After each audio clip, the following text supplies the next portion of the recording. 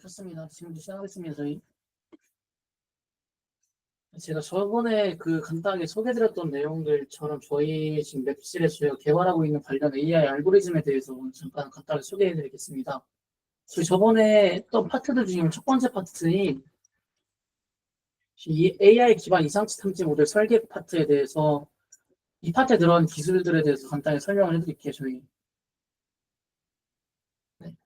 첫 번째는 일단 특정값 유용성 검증이란 파트인데요. 이 파트에서 가장 먼저 저희가 하는 것은 정상 범위, 저희가 정해져 있는 정상 범위 내에서 결과값이 나왔는지 확인하는 부분입니다.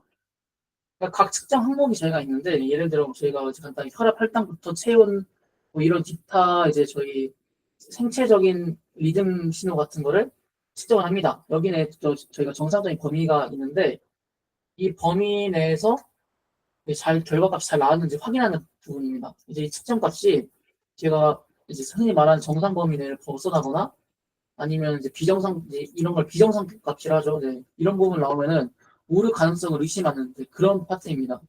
그때 예시를 간단히 설명을 드렸는데, 체온이 저희가 기본적으로 아무리 심한 감기나 독감이 걸려도 42도를 넘기는 경우는 보기 힘들잖아요.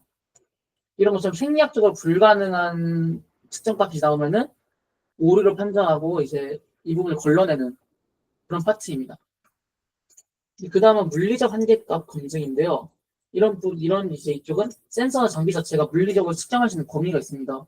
저희가 이제 앞에 말씀드렸던 체온을 계속 가자면은 이제 뭐 체온계가 저희가 기본적으로 41도 이상을 측정하진 않잖아요. 그런 것처럼 이제 측정할 수 있는 범위값이 이상이 나오면은 이 부분 또 오류값이기 때문에 걸러내는 그런 제일 첫 번째 파트가 있습니다. 여기 이제 이런 파트가 간단하게 있고요. 이런 파트 남기면 이제 장비에 대한 오차에 대한 검증을 하는데요. 장비 오차가 이제 앞에 설명드린 내용처럼 장비 오차가 생길 수 있는데 이런 장비 오차를 이제 분석하고 보정하는 부분입니다.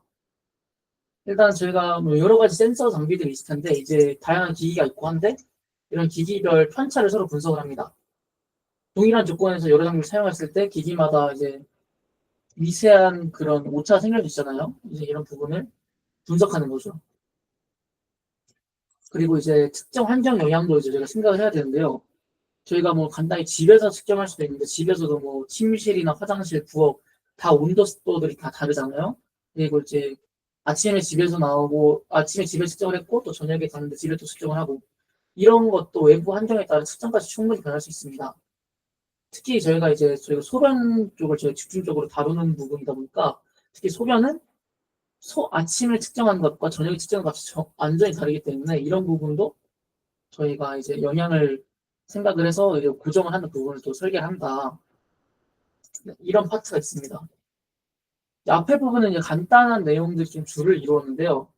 두 번째 파트는 조금 이제 핵심적인 파트가 되어 있습니다. 통계적 이상 탐지인데요. 이게 정확히 무엇이냐면 이제 저희가 의학적인 부분에서는 통계가 굉장히 중요하게 되겠습니다. 이제 이런 부분을 이제 여러 가지 수식 계산을 통해서 표준 편차를 만들어내는 그런 과정입니다.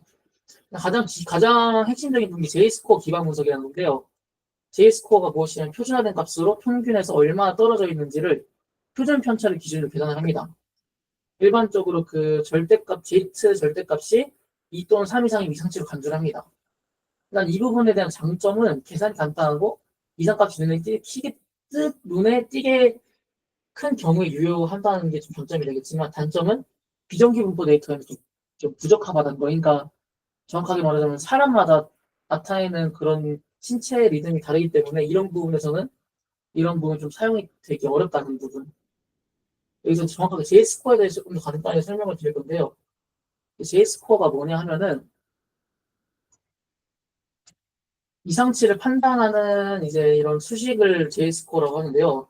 밑에 저희가 나타내는 수식이 이게 J-스코어의 수식이고 설명해드린 것처럼 X는 개별 관측값 그리고 이제 Y크로는 전체 데이터의 평 그리고 이런 것들 제가 이게 뭐라 있는지 정확히 몰라가지고 약간 이렇게 각 파트마다 나눠져 있습니다. 근데 여기 옆에 보이시는 게 J스코어가 나온 값이 이렇게 몇인지에 따라서 그 오차가 얼마나 큰지를 나타내는 겁니다. Z가 0일 경우에는 평균값과 동일한 값, 1일 경우에는 평균보다 표준 편차가 1 높고, 이제 마이너스 2나 2는 평균보다 2가 높은 값을 나타내고요. 절대값이 클수록 평균에서 멀리 떨어지니까 이상치일 확률이 없다는 것을 나타냅니다. 저희가 이제 평균 체온을 저희가 대부분 정상 체온 36.5도라 되잖아요. 그리고 여기 플러스 표준 편차가 0.5라고 계산을 하면은 이제 저희가 체온을 측정했는데 38도가 나왔다. 그러면 이제 x의 값에 38이 들어가고 저희 정상값이 전체 태의 평균이 이거 못하는데 전체 데이터의 평균입니다. 전체 데이터의 평균이 36.5가 들어가고 표준 편차가 0.5라고 계산을 하면은 저희가 3.0이 나옵니다. 그러니까 이제 이렇게 3.0이 나오면 이상치라는 것을 저희가 나타내고 설명하는 거죠. 제가 이걸 간단하게 그 코드로 파이썬 코드로 간단히 폴앱에서 간단히 구현을 해보자면요.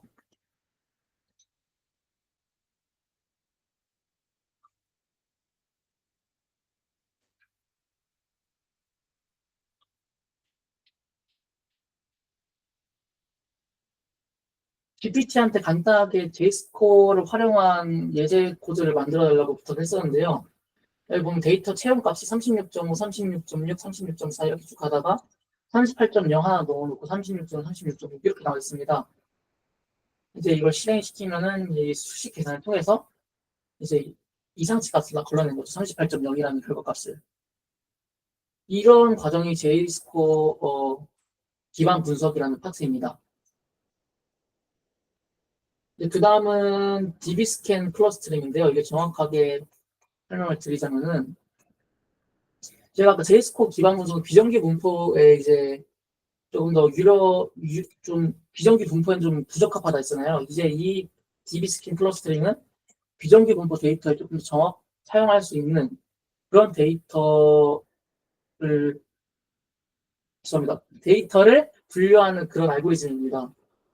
자, 기본적으로 밀도 기반 비도 학습을 통해서 클러스터에 속하지 않은 데이터를 이상치로 분류를 하고 데이터가 어떤 클러스터에 속하지도 않으면 이 점은 노이즈나 이상치로 이제 저희가 측정하는 데이터에서 제거를 합니다. 이제 대신에 디비스킨 클러스터링 이제 기본적인 이제 최소 샘플 수가 좀 많이 중요하게 되는데요. 왜냐면 이제 각 클러스터마다 이제 데이터 개수가 적으면은 정확하게 판단이 안 되기 때문에 최소 샘플 수 설정이 가장 중요하다고 합니다.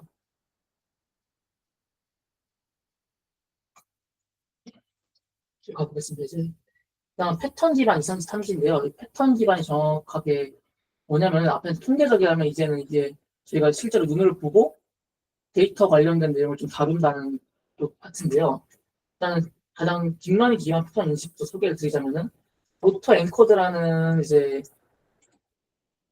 딥러닝을 사용을 하는데요. 오토 엔코드는 입력된 데이터로 저차원을 압축하는 다시 보관하는 모델인데 이건 바로 뒤에 설명을 해드릴 거고 쭉 계속 설명을 해드리자면은 정상 데이터만 학습하면은 보건 오류가 큰 경우 이상치를 선택할 수 있다고 합니다. 이게 정확히 무슨 뜻이냐면은 저희가 뭐 36점 체온과 말씀드렸던 것처럼 36.6, 뭐 36.5, 뭐 38도 이런 것들만 학습을 하다 보면은 40점대가 나오면은 이제 이상치로 간주할 수 있습니다. 왜냐면은 40도 충분히 사람이 큰 고열에 걸렸으면 나올 수 있는 값인데 앞에 값만 결정을 해놓으면은 얘도 이상치를 감지하고 얘는 오류값이야 할 수가 있기 때문에 이런 부분 또한 이제 딥러닝을 통해서 학습을 시켜놓는 부분입니다. 딥러닝을 사용하다 보니까 복잡한 다차원의 패턴이 학습 가능하고 비선형이나 시간적 시계열도 탐지가 가능하다는 장점이 되겠습니다. 이쪽 오토 엔코드에 대해서 또 간단하게 설명을 드리자면은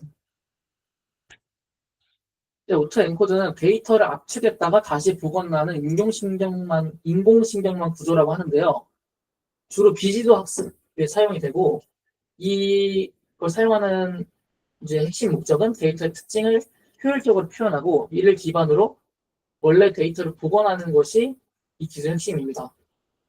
자, 또 하나를 더 설명드리면 복원이 잘 안 된 데이터가 학습되지 않은 이상치 간주를 한다는 이상치 탐지에 가장 자주 사용되는 그런 기술이라고 합니다.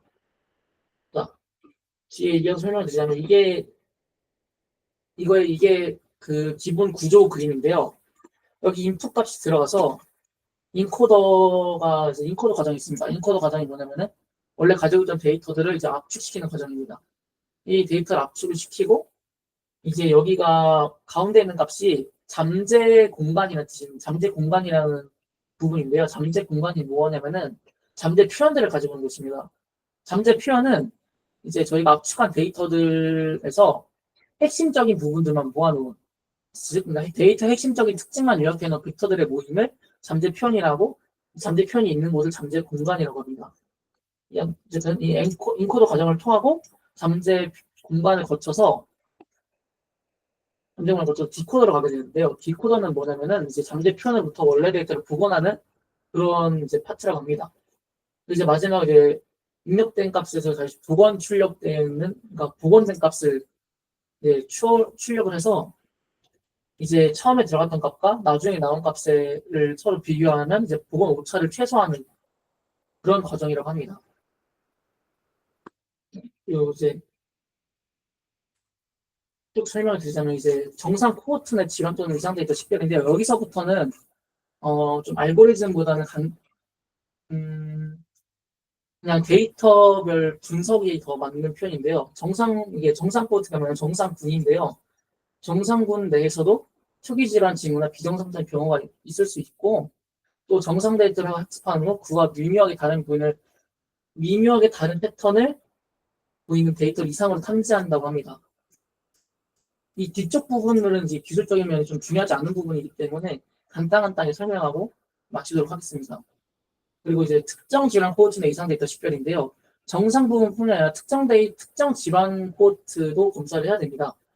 이미 특정 질환이 있는 그룹 내에서도 정상 경우와 다른 이상이 발생할 수 있기 때문인데 여기 밑에 예시를 보시면은 당뇨병 환자들 일부는 약물 반응이 다르게 나타나는 급격한 혈당 변화가 나타난다고 합니다.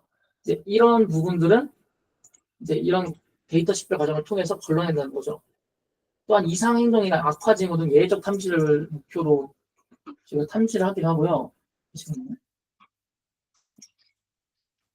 그리고 해당 질환군 내에서도 상대적 패턴을 이탈한 그 정밀 탐지를 해야 되기 때문에 고정된 인계값보다는 비교학습 기반 탐지 모델이 좀 더 정확하다고 합니다. 저희가 여기 설명드린 내용들 이제 이거는 오타입니다. 이거는 넣으면 안 되는 팩트인데 어쨌든 제가 이제 전체적으로 한번 간단히 요약을 하자면은 AI 기반 이상치 탐지 모델의 전체적인 실행 순서입니다. 데이터 수집을 하고 저희가 이제 제일 첫 번째 설명드렸던 이제 특정값 유효성 검증을 통합니다. 환경이나 기기 정보 같은 걸 통한 다음에 전처리 합니다. 이게 기기가 맞나, 환경이 맞나, 유효성이 정확한가 이런 전처리를 통한 다음에 저희가 중간에 들었던 이제 J스코어, DB스캔, 오토 엔코드 등 이런 부분을 통해서 이상치를 탐지를 하고요. 그 다음에 이제 내려와서 알림 및 조치를 취합니다. 재특정을 하든지 아니면 이제 이 의사가 그 개인의 의사가 아니라 실제 닥터 의사들의 확인을 거친다든지 이제 이런 부분을 통해서 조치를 취한다. 이렇게 해서 전체적인 AI 기반 이상 탐지 모델이 만들어집니다. 네. 오늘은 여기까지 하도록 하겠습니다. 혹시 질문 있으신 분 있을까요?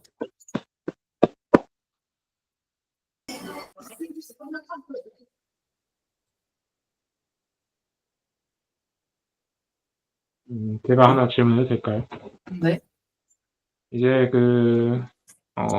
아까 말씀하실 때 이제 체온을 예로 들면은 이제 정상치가 36.5도잖아요. 웬만하면.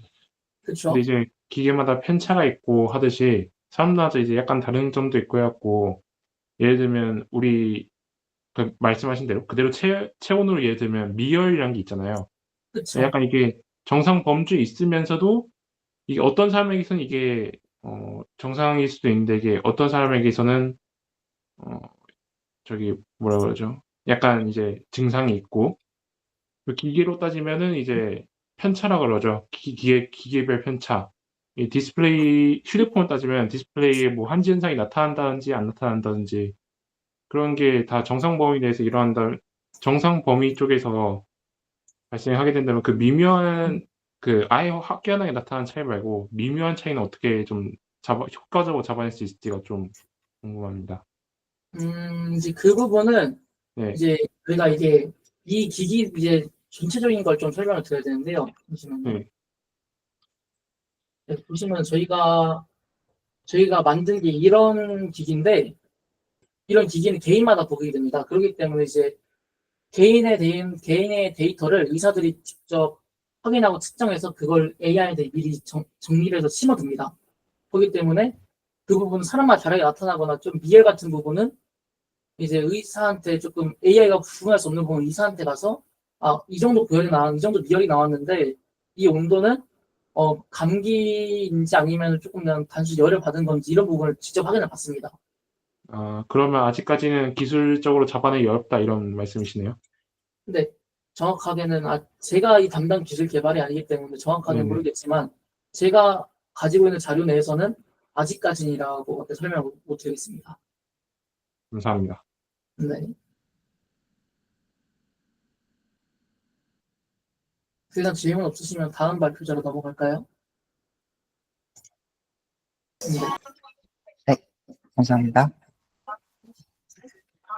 발표 시작해도 괜찮을까요? 네네, 네, 바로 하시면 됩니다.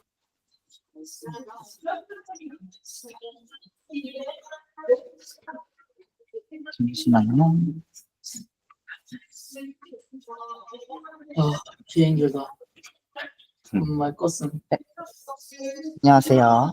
오늘 발표할 거는 어떻게 보면 저번 시간엔 저희 소개 정도 같은 PPT였고요. 오늘은 저희 개발 쪽으로 한번 얘기를 한번 해보도록 하고 있습니다. 오늘 말씀드릴 거는 유닛 테스트라는 오토메이티드 유닛 테스트 솔루션이라고 되어 있는데 유닛 테스트를 자동화해서 조금 더 철저하고 신뢰성 있는 유닛 테스트를 가능하는 그런 프로그램에 대해서 하나 소개를 해보려고 합니다. 잠시만요. 네, 목차는 이렇게 되어 있고요. 처음에 혹시 유닛 테스트가 무엇인지 이렇게 간단하게 소개해드리고 기존에는 그걸 어떻게 했는지 한번 소개를 해드리겠습니다. 그 다음에 제가 이 유닛 테스트를 체계하기 위해서 사용한 상태 동작표로 하는 표라는 개념과 그 다음에 이걸 이용해서 어떻게 잘 우리가 보지 못했던 극단적인 케이스들을 걸러낼 수 있는가 이런 거에 대해서도 한번 설명을 드리고 마지막으로는 그거를 어떻게 자동화를 했는지 한번 설명을 드리도록 하겠습니다. 먼저 유닛 테스트에 대해서 간단히 설명을 드릴 텐데 혹시 유닛 테스트라고 알고 계신 분 계신가요?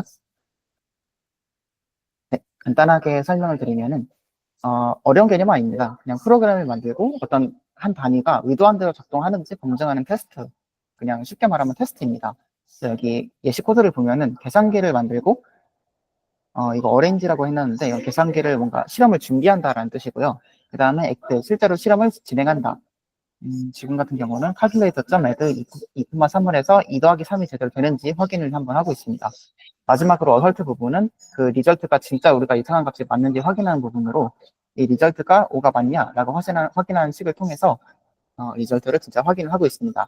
이렇게 어레인지 준비 단계, 액트 실행 단계, 어설트 검증 단계로 이루어진 세 단계의 패턴을 가지고 유닛 테스트를 진행하는 걸 AAA 패턴이라고 하고요. 이런 유닛 테스트의 경우는 크게 아래 세 가지 측면에서 되게 중요하다고 할 수 있어요. 첫 번째로는 안정성을 확보해서 이게 저희가 어떤 프로그램을 하나 만들면은 그냥 만들고 끝이 아니라 이게 다른 프로그램에게 또 이렇게 추가로 쓰이고 할 수 있잖아요. 그럴 경우에 여기서 뭔가 불안한 동작이 생기게 되면은 다른 프로그램에까지 정상적인 동작을 못하게 할 수 있는 전파가 일어날 수 있기 때문에 사전으로 그런 전파를 차단하는 게 중요할 수 있습니다. 두 번째로는 디버거가 굉장히 용이한데요. 이렇게 유닛 테스트를 먼저 거치고 나면은 저 어떤 부분에서 구체적으로 뭘 할 때 문제가 생긴다라는 거를 미리 알고 대치를 할 수 있기 때문에 실제로 문제가 터지게 나면은 이게 어느 부분에서 문제가 났는지 알기 어려운 경우가 많거든요. 그런 부분을 사전에 탐지할 수 있도록 하는 역할을 합니다. 그래서 N유닛이라는 거는 지금 가장 단넷 생태계에서는 가장 보편적으로 나와 있는 유닛 테스트 프레임워크라고 볼 수 있는데요. 예시를 한번 보여드리려고 해요. 킥보드라는 객체를 만들어서 한번 실험을 해볼 텐데 킥보드는 이런 객체를 한번 준비를 해봤습니다. 킥보드가 이렇게 있어요. 이 킥보드는 이 라이더 필드를 가지고 있어서 사람을 탈 수 있어요. 사람을 탈 수 있고 그 다음에 삭제를 할 수 있어요. 그래서 얘가 삭제되었는지 아니었는지를 나타내는 필드가 있습니다. 그 다음에 이벤트는 두 개를 가지고 있는데 onRide라는 이벤트, 즉 이 사용자가 킥보드를 타고 움직일 때 나 움직입니다 하는 거를 외부에 알려주는 이벤트가 있고 onDispost, 내가 없어질 때 나 없습니다 라고 알려주는 이벤트가 있습니다. 그리고 메서드로는 다음과 같은 것들이 있어요. 한번 생애 주기 순서대로 대화를 해봤는데요. 처음으로는 사용자가 킥보드에 탄 라이드가 있어요. 마운트가 있습니다. 두 번째로는 이 사용자가 탄 상태에서 킥보드를 진짜로 모는 라이드라는 메소드가 있고, 세 번째로는 이 탑승자가 이렇게 다시 내리는 디스마운트라는 메소드가 있습니다. 이 디스마운트라는 메소드를 호출하면 킥보드는 이제 주인이 없는 상태로 다시 돌아와서 다시 사용자를 기다리는 상태가 되겠죠. 마지막으로 디스포드라는 메소드가 있는데 디스포드를 설정하면, 호출하면 이렇게 킥보드가 삭제가 되겠습니다. 분석이 되겠네. 아. 이게 뭐 혹시 누구 말씀하고 계신 분 계신가요? 네, 없으면 계속하겠습니다. 한번 킥보드를 직접 만들어 봤어요. 움직이죠. 이렇게 하시면 됐는데, 먼저, 잠시만요.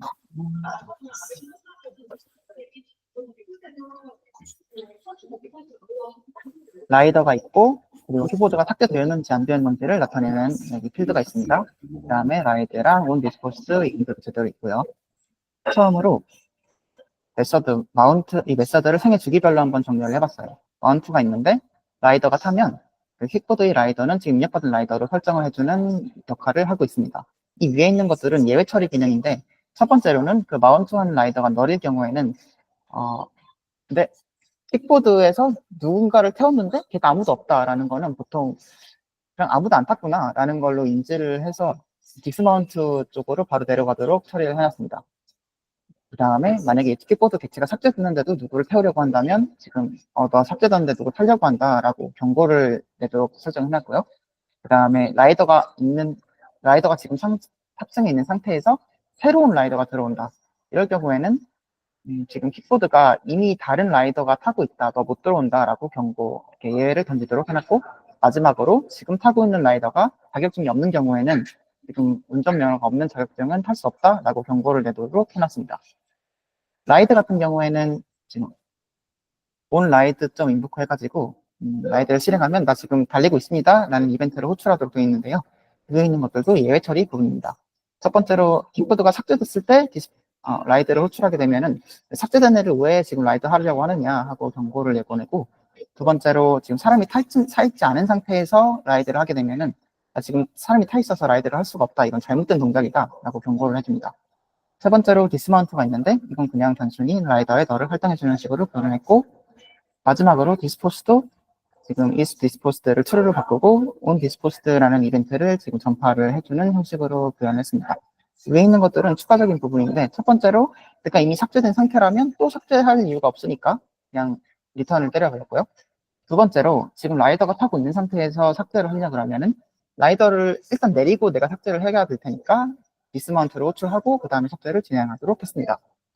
네, 이렇게 만들었는데 사실 뭐 위에 있는 이런 부분들은 예외 처리 부분이지 그냥 킥보드 하는 거는 간단해요. 그냥 라이더 태우고 온 라이드 하고 라이더 널로 바꾸고 디스포스 하고 이렇게 중요하게 대부분이 있습니다.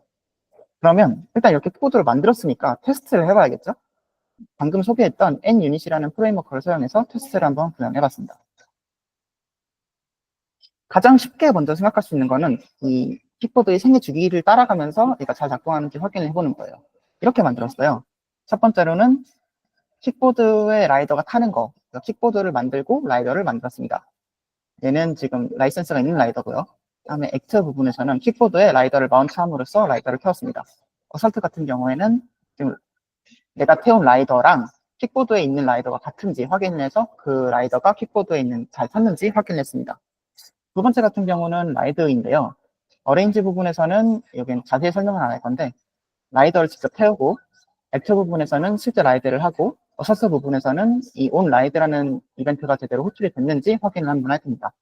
디스마운트 부분에서도 비슷하게 라이더를 태우고 그 다음에 디스마운트를 눌렀을 때 킥보드점 라이더가 없는지 확인을 할 거고, 디스포즈 같은 경우에도 똑같은 방법으로 디스포즈가 됐는지 확인을 할 겁니다. 이렇게 확인을 한번 하는 거를 시연을 한번 해보면요. 그래서 desirable use case test인데, desirable use case test 4개의 테스트가 있죠. 디스마운트, 디스포즈, 마운트, 라이드 해보면 네, 전부 이렇게 패스 통과를 한 걸 볼 수 있습니다. 이렇게 하면은 유닛 테스트를 잘 했다고 할 수 있을까요? 잘 한 것 같아요, 일단은. 근데 이런 부분을 우리가 좀 빼먹은 부분이 있어요. 어떤 부분이냐면요. 라이더를 지금 라이센스가 있는 사람을 태웠잖아요. 근데 라이센스가 없는 사람을 타면 어떻게 될까? 그럼 오류가 나겠죠? 근데 이런 오류가 나는 부분을 저희가 아직 검증을 안 했습니다. 그래서 그 부분을 추가로 검증을 해볼게요. 저희가 추가로 검증할 부분은 이 부분이에요. 라이센스가 있는 사람이 제대로 타는 거, 마운트 라이센스드라고 만들었고요.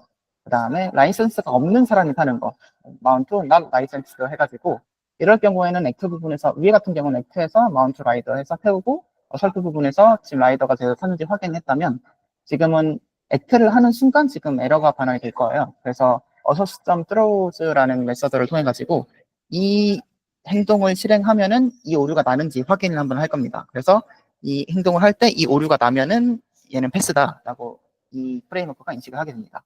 세 번째로 얘도 있어요. 마운트를 하는데 지금 하는 사람이 없어요. 그러면은 저희가 아까 말씀했듯이 디스마운트 쪽으로 흘러가기로 했죠.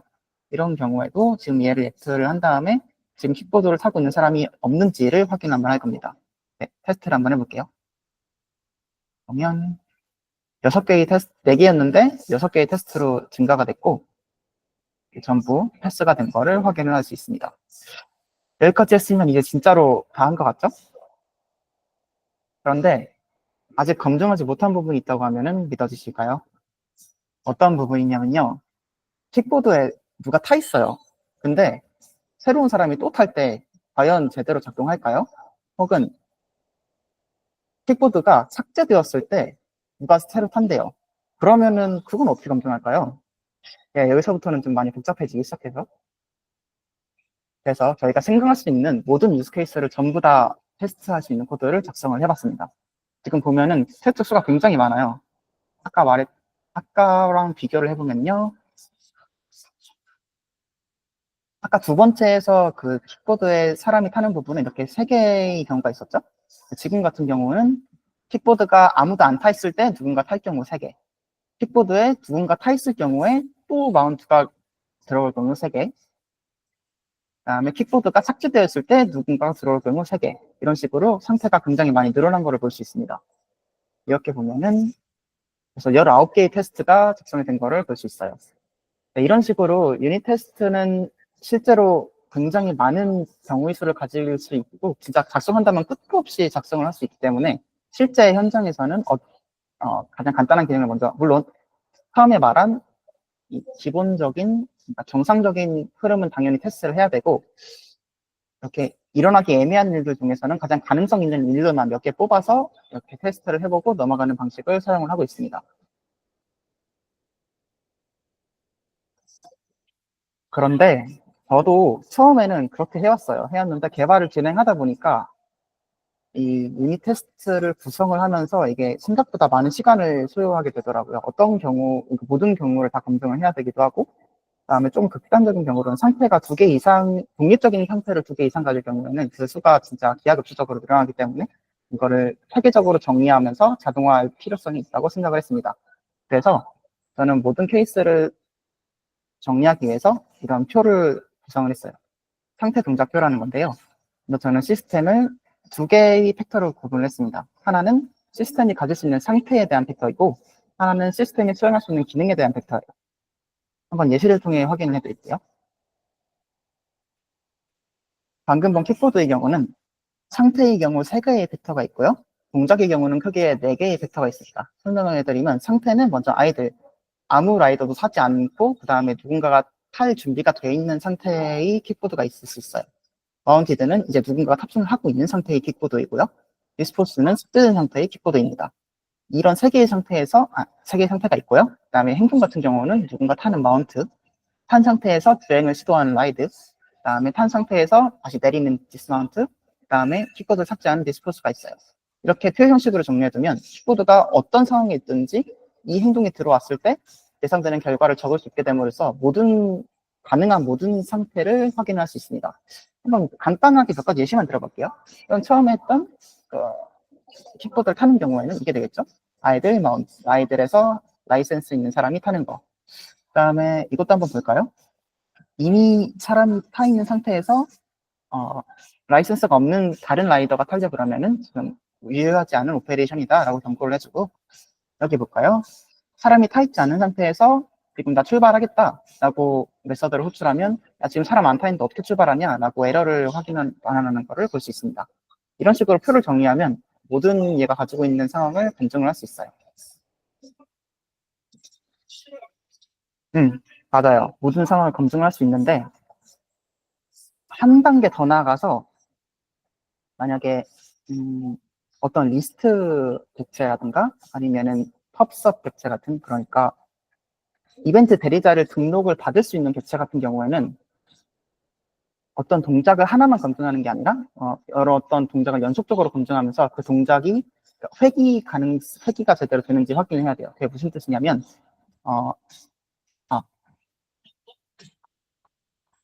이렇게 어떤 이벤트 발행자 A가 있다고 쳐볼게요. 그래서 B가 들어와요. 들어와서 이제 A가 이벤트를 발행하면 이제 B가 받을 수 있는 상태가 됐습니다. 이때 B를 삭제를 해요. 왜냐면 B가 더 이상 등록되지 않겠죠. 그럴 때 얘가 이벤트를 전파를 하면 B는 받을 수 없을 거예요. 그런데 가끔 내부적으로 B 안쪽에 뭔가 스크가 걸려 있거나 그러면은 B를 다시 등록을 할 수가 없는 상황이 되거나, 아니면 B가 다시 재등록을 했을 때 한 번 이벤트를 전파를 했는데도 B에서 2번 받을 수 있는 그런 상황이 발생할 수 있습니다. 그래서 어떤 동작을 이렇게 연속적으로 실행을 해보면서 이 객체가 예를 들어 등록을 하고 그 다음 다시 등록 해제를 했을 때 이게 원래 등록하기 전 상태로 제대로 돌아갔냐 하고 확인을 하는 것이 필요합니다. 그래서 이런 경우를 따져보려면은 객체를 굉장히 많은 시나리오를 토대로 실험을 해야 되는데, 그러면 상태 폭발 문제라는 거에 부딪히게 됩니다. 이거는 가능한 상태의 수가 지수적으로 증가하는 문제를 나타냈는데요. 방금 본 킥보드의 경우에는 기본적으로 할 수 있는 동작이 4개가 있죠. 이거를 연속적으로 테스트를 한다고 쳤을 때 처음에 4가지 동작, 다음에 4가지 동작 이렇게 선택해서 할 수 있다 그러면 할 수 있는 거는 16개의 동작이 되죠. 그 다음으로는 이제 64개가 될 거고, 4번만 반복해도 256개의 동작이 될 겁니다. 이거를 전부 짜기는 현실적으로 어렵다고 보시면 됩니다. 그래서 이것을 해결하기 위해서 저는 위에 있는 모든 테스트를 자동으로 수행할 수 있는 프레임워크, 유닛 테스트를 개발을 했습니다. 이거는 모델, 랩, 로드 프로젝트라는 4가지 구성 요소로 구성이 되어 있는데요. 하나씩 간단하게 설명을 드릴게요. 모델은 테스트 대상 객체라고 생각하시면 돼요. 여기서는 킥보드를 해당되는데 이 킥보드를 포함하고 있는 어떤 컨테이너라고 생각하시면 됩니다. 자세한 내용은 아래 슬라이드에서 계속 해드릴게요. 랩은 이 모델을 가지고 하나의 실험을 진행하는 객체로 아까 상태 동작표에서 본 하나의 메서드를 실행한다라고 생각하시면 편할 것 같습니다. 노드 같은 경우에는 하나의 모델과 랩이 묶여서 어떤 실험 단계를 가는 것이고요. 프로젝트들은 이 노드들을 구성함으로써 테스트의 전체 흐름을 제어하는 그런 객체입니다. 그러면 모델은 아까 본 킥보드의 경우 킥보드가 여기 들어가 있고요. 킥보드의 상태를 나타내는 목이라는 부분이 들어가 있습니다. 그 다음에 모델 메타데이터는 이 모델이 계속 실행할 수 있는지 그런 여부들을 나타내도록 설계를 해봤습니다. 한번 보여드릴게요.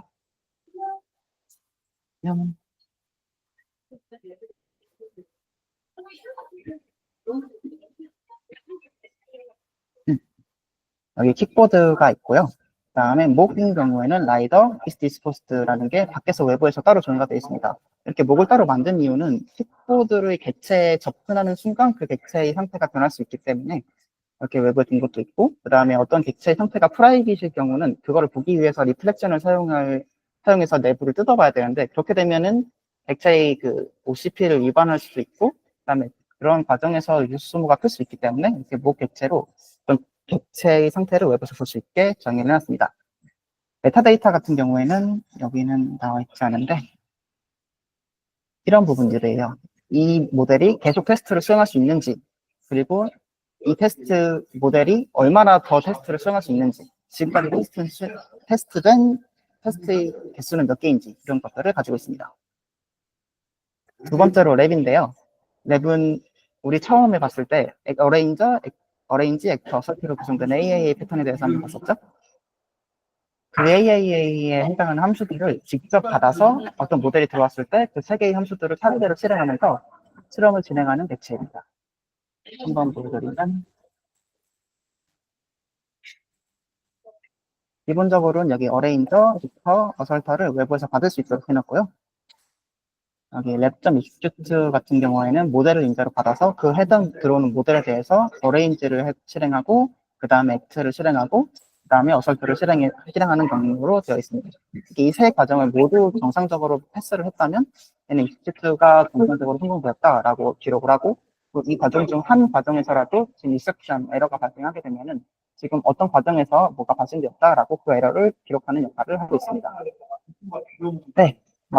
세 번째로 노드인데요. 노드는 모델과 랩을 하나로 결합해서 한 실험의 한 단계를 나타내는 역할을 하고 있습니다. 이것도 한번 보여드릴게요. 모델 같은 경우에는 모델이 아니지. 노드 같은 경우에는 모델이랑 랩이 있어서 이 랩이 이 모델을 받아서 실험을 수행하는 정도로 되어 있고요. 특별한 게 비포어랑 애프터즈라는 것이 얘는 각각 노드를 참조하는데 비포어 같은 경우에는 나 이전에 실행됐던 실험을 나타내는 객체입니다. 애프터즈 같은 경우에는 나 이후에 실행된 실험들에 대한 정보를 가지고 있습니다. 마지막으로 프로젝트인데요. 얘는 각 노드에 대해서 테스트를 수행하는 초상의 객체입니다. 그러니까 어떻게 작동하는지 한번 알려드릴게요. 맨 처음에 테스트가 실행될 때는 루트 노드가 있어요. 이 루트 노드는 모델을 가지고 있지 않고 랩도 가지고 있지 않은 완전히 빈 객체입니다.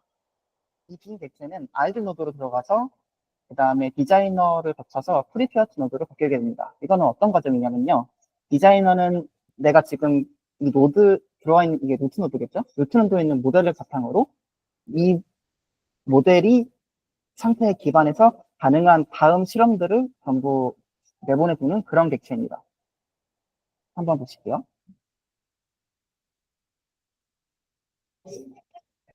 그건 이렇게 크리에이트 랩스라고 구성을 해놨는데 모델이 들어오고 모델에 킥보드가 없으면은 지금 랩스에 이그나이트라는 이름으로 킥보드 하나 만드는 실험을 이렇게 리턴하도록 돼 있어요. 이렇게 해서 한 모델이 들어오면 이렇게 그 모델에 적용할 수 있는 여러 실험들을 후속 노드들을 생성을 하고 그건 프리페어스 노드들에 저장이 됩니다.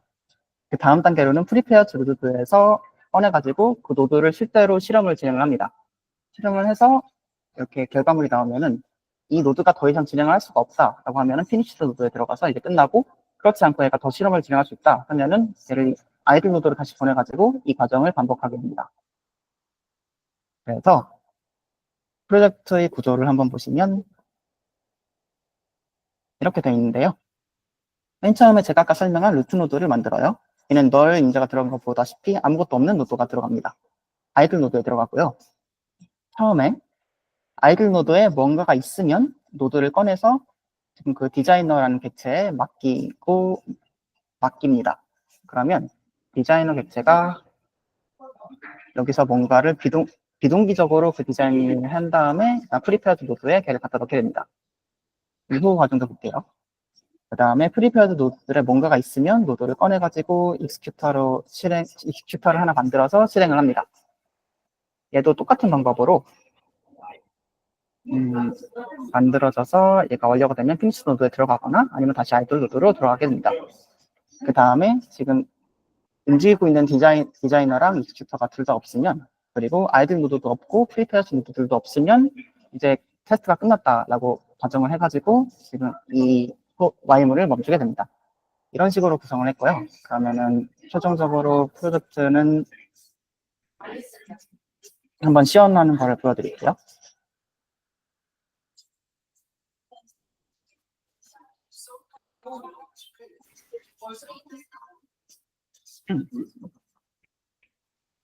이런 식으로 실행 명령을 넣을 수가 있는데요.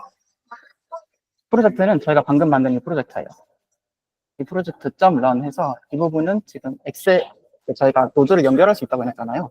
그 연결한 노드들에서 XML 파일을 추출해서 출력을 할 수 있는 경로를 입력할 수 있고요. 그다음에 이거는 테스트 깊이예요. 그래서 이 연속 테스트를 몇 번까지 연속으로 할 거냐라는 거를 나타낼 수 있습니다. 일단 1로 하고 테스트를 진행을 해볼게요.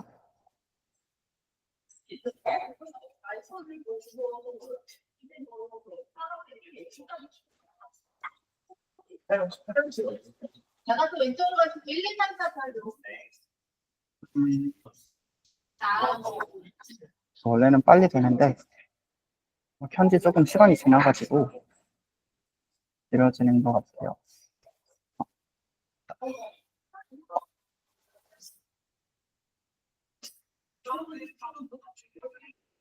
다시 실행을 해보도록 하겠습니다.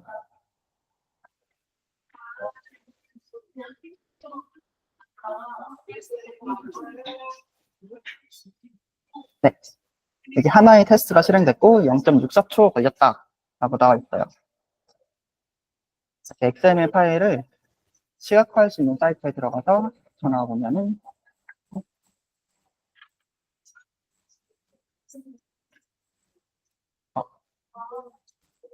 안 돼.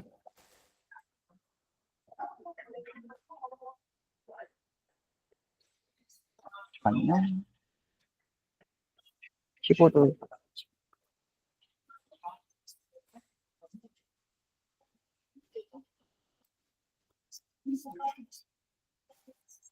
잠시만 기다려주세요.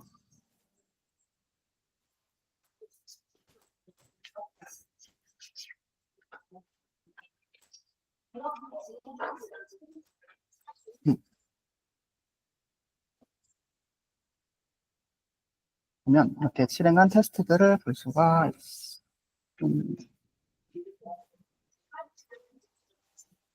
다시 한번 실행해 보겠습니다.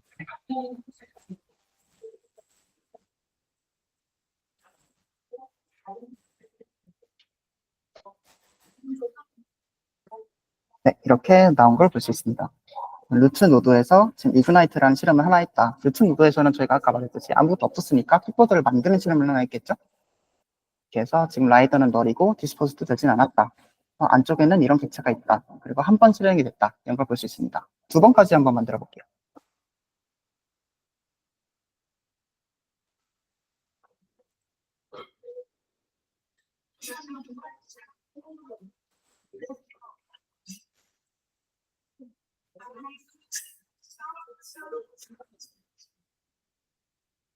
두 번까지 하면은 8개의 실험이 0.62초 만에 실행이 됐다라고 나오고요. 이런 식으로 두 번 실행이 된 걸 볼 수 있어요. 첫 번째는 킥보드를 만드는 실험이 진행이 되었고요. 두 번째 같은 경우에는 이제 라이센스 있는 라이더가 탔을 때, 그 다음에 라이센스 없는 라이더가 탔을 때, 널 라이더가 탔을 때, 라이드를 했을 때, 디스마운트를 했을 때, 디스포즈를 했을 때 이렇게 나와 있는 걸 볼 수 있습니다. 마지막으로 이 연속 실험을 5번까지 한번 진행해 볼게요.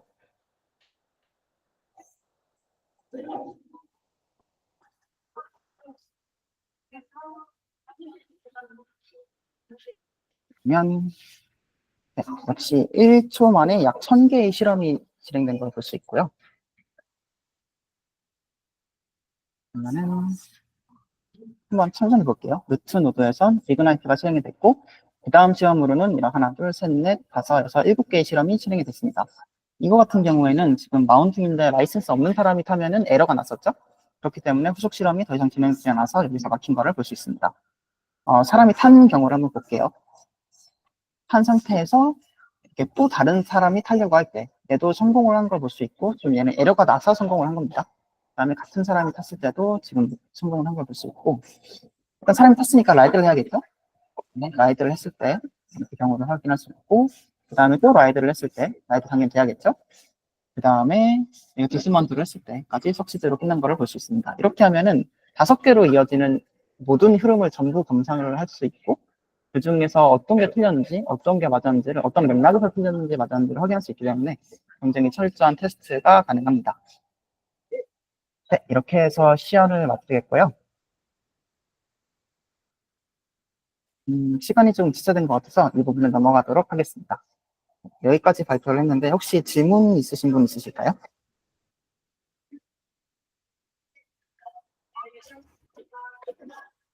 저희 딱히 다른 질문 아니고 네. 너무 자료랑 이런 것들이 좀 훌륭해서 그런데 준비하시는데 기간이 얼마나 걸리셨나요? 사실 제가 예전부터 프로젝트를 좀 하고 있긴 했어요. 근데 이거 같은 경우에는 본격적으로 시작한 게 얼마 안 됐던 한 2주일 정도 됐었던 것 같습니다.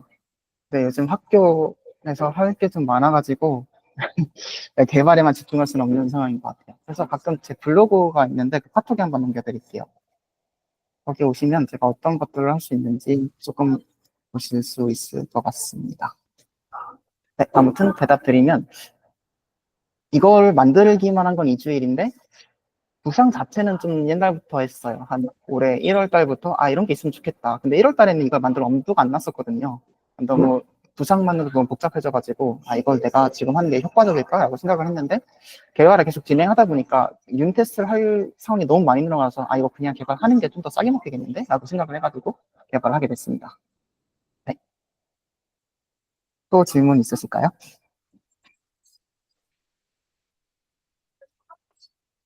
없으시면 여기서 마치도록 하겠습니다. 되게 발표가 본의 아니게 길어졌는데 제가 발표도 잘하는 편도 아니기도 해가지고 그래도 잘 들어준 여러분께 되게 감사하다고 말하고 싶습니다. 네, 감사합니다. 수고하셨습니다. 네, 오늘 이렇게 두 분의 훌륭한 발표 잘 들었고요. 일단은 컨퍼런스는 여기서 마치도록 하겠습니다. 녹화 중지하겠습니다. 감사합니다. 네, 녹화 중지해 주세요. 네.